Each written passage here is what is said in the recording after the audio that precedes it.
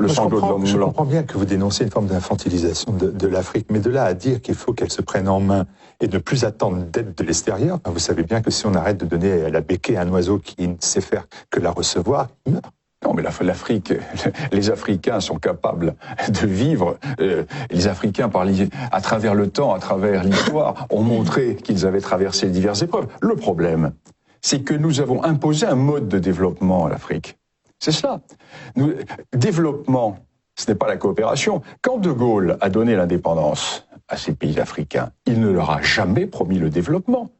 Il leur a promis la coopération. Or, la coopération s'est transformée en développement. Qui dit développement par rapport à nos modèles. Alors, pendant un certain temps, certains pays, les pays soviétiques, ont voulu proposer les modèles de type socialiste, pendant que nous proposions les modèles de type libéral. Tous ont échoué. Le drame, c'est que tous ces modèles plaqués sur l'Afrique sont des modèles qui sont des modèles étrangers à l'Afrique. Pourquoi ? Car ce sont des modèles qui reposent sur des expériences individualistes. Or, les Afriques sont des partis communautaires. Vous ne pouvez pas greffer des prunes sur un palmier, même si vous mettez 3 tonnes d'engrais. Le porte-greffe, ça ne fonctionne pas. Les Africains ne sont pas des Européens pauvres à la peau noire. Ils ont leur civilisation, ils ont leur façon de penser.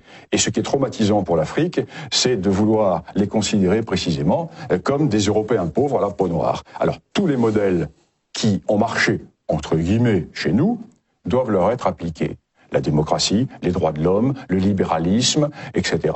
Eh bien, on va à l'échec. Car le problème de l'Afrique, c'est cela. C'est pas l'économie, ce n'est pas le manque de développement, c'est un problème d'ordre psychologique, sociologique, culturel et surtout un modèle d'arrogance intellectuelle que nous avons avec notre européocentrisme, né dans ce petit cap de l'Europe qui représente géographiquement le 20e de la planète ou le 30e de la planète, peuplé par le 10e de la planète et qui prétend vouloir donner des leçons au monde entier, aussi bien à Poutine qu'aux Chinois qu'aux Africains. Eh bien non.